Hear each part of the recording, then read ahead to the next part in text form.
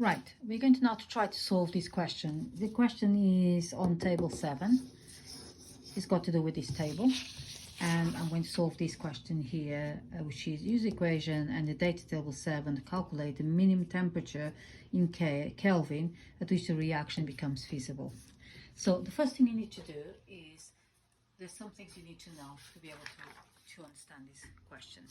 So you need to know that delta G, which is a free Gibbs energy equation, equals to delta H minus T delta S.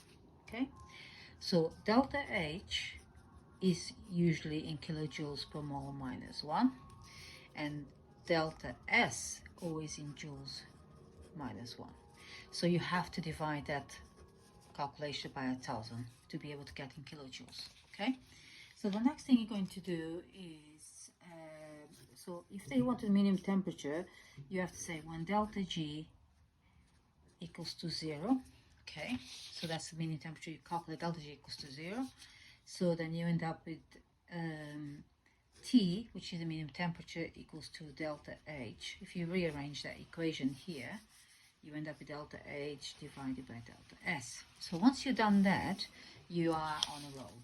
So the first thing you do, you're going to work out delta G, it's called delta S, delta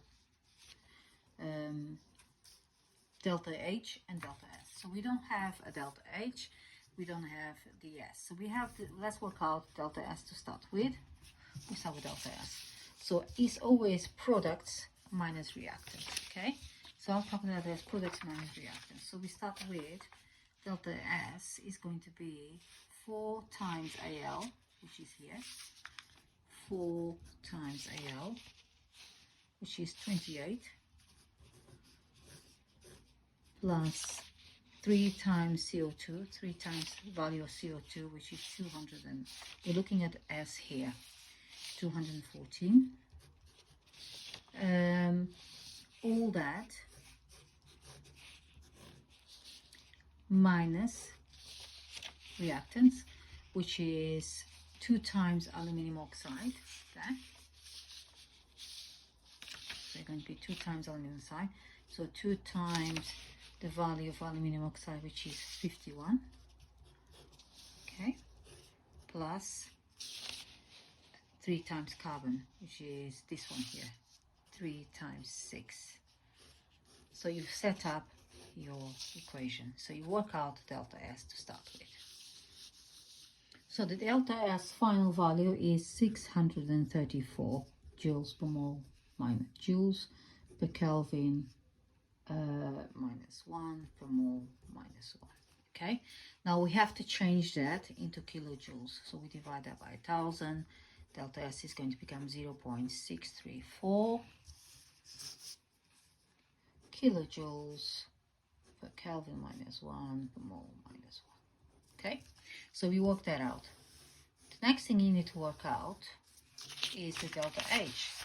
So delta H is again products minus reactants. So you got delta H formation there. So products minus reactants, so it's going to be 4 times 0 plus 3 times, so be 3 times minus 300, so be 3 times minus 394, because 4 times 0 is 0, and then you have minus here 2 times 1669. So that's the first stage. So you should get your delta H now. Your delta H value is going to be 2156 kilojoules per mole minus 1. Okay, so that's the second bit done. So once you have that, you can apply on your equation T. So delta H is going to be 2156 divided by delta S, which is 0.634, and that should give you 3400 Kelvin as the answer. Okay, so your answer is in Kelvin. So I hope that helps you, the whole thing. So you get a marks for that. You get marks for that. You need to put delta, you need to put that equation in there. Delta equation in there. Or you can put that equation in there. So you will get full marks for this question if you answer like that. But you need to put everything in there. So you're showing how you work this out.